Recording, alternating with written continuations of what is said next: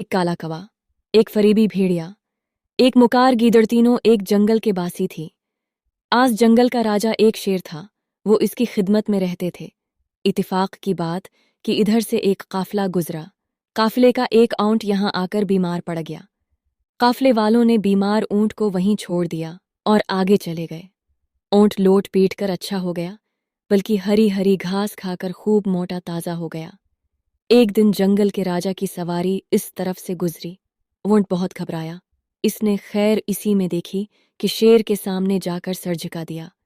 शेर ने गर्ज कर कहा, तुम्हारी ये हिम्मत कैसे हुई कि ऊंट की तरह मुंह उठाए मेरे मुल्क में आ गए?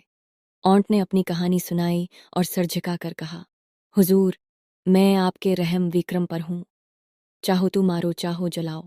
शेर ने ऊंट को ताबोदारी पर आमादा देखा तो उसे माफ कर दिया, फिर उसे अपने खिदमतगारों में शामिल कर लिया। कौवे, भेड़े और गीदड़ के साथ साथ ऊंट भी शेर की खिदमत करने लगा। उसने शेर की ऐसी खिदमत की कि शेर ने उसके अहदे में तरक्की कर दी। उस पर कौवा, भेड़िया और गीदड़ तीनों बहुत जले। उन्हें टार हो गया कि कहीं ये ऊंट तरक्की करते करते उनसे आगे न बढ़ जाए, बस उसकी जान के बीरी हो गए। एक दफा क्या हुआ कि शेर की एक हाथी से लड़ाई हो गई। शेर जख्मी हो गया, इस काबिल ना रहा कि शिकार पर जाए। वो शिकार मार कर लाता था तो इसमें से भेड़िए, गिदड़, कौवे और ऊंट को भी हिस्सा मिलता था। इस तरह उनका पीठ पलता था। अब वो भौंके मरने लगे। शेर ने कहा, मेरे प्यारों, में खुद तो भौंकारा सकता हूं, तुम्हें भौंका नहीं देख सकता, मगर क्या करूं, आजकल तबीयत अच्छी नहीं, लंबी सफर पर नहीं जा सकता। हाँ, अगर आसपास कोई शिकार हो तो मुझे बताओ। कौवा, भेड़िया और गीदड़ तीनों अपनी अपनी जगह फितना थे। उन्होंने आंखों आंखों में एक दूसरे को देखा और इशारों इशारों में तेकर लिया। कौवा बोला, हुजूर, ये जो ऊंट है कहीं बाहर से आ गया है और मुफ्त की रोटियां तोड़ रहा है। आपका नमक खा खा के मोटा हो गया है, ये किस दिन काम आएगा? शेर ने उस बात पर कौवे को बहुत डांटा डुपटा कहा, क्या तो नहीं जानता कि ऊंट हमारे वफादारों में से है। शेर अगर अपने वफादारों का शिकार करने लगे तो वो शेर नहीं रहता। कौवा चुप हो गया। फिर तीनों ने अलग जाकर मुस्कुट की। एक तरकीब सोच कर शेर की खदमत में हाजिर हुए। ऊंट को भी ये कहकर साथ लाए कि चलो, हुजूर की तबीयत आज ज्यादा खराब है, आन की मिजाज पर सी कर आए। कौवा हाथ जोड़ कर बोला, हुजूर, मैंने उम्र भर आपका नमक खाया है, आजकल आपकी सेहत ये इजाज़त नहीं देती कि शिकार के लिए निकलें। मैं चाहता हूं कि कुछ हक नमक अदा करूं। मेरी जान हाजिर है, मुझे खाइए और पेट की आग बुझाइए।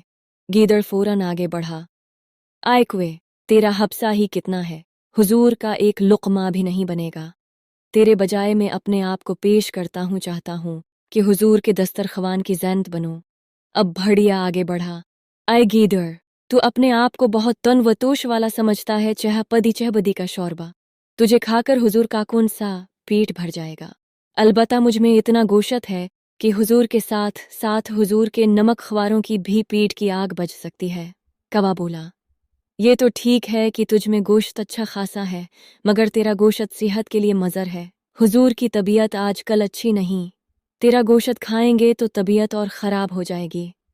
जब तीनों अपनी अपनी जगह कह चुके तो ऊंट ने दिल में कहा कि आखिर मैं भी तो शेर का नमक ख्वार हूँ, मुझे भी अपनी वफादारी साबित करनी चाहिए।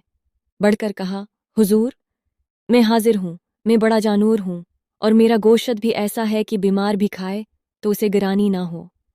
शेर के बोलने से पहले ही कौवा, गीदड़ और भेड़िया बोल पड़े। ऊंट को शाबाश दी, कहा, वफादार हो तो ऐसा हो, और तेरा गोश्त तो इस बीमारी में बहुत ही मुफीद है। ऊंट बेचारा मन देखता रह गया। कौवा, गीदड़ और भेड़िया इस पर पल पड़े, दम के दम में इसकी तका बोटी कर दी और ऊंट को कुछ ही पल में चीर फाड़ कर रख दिया।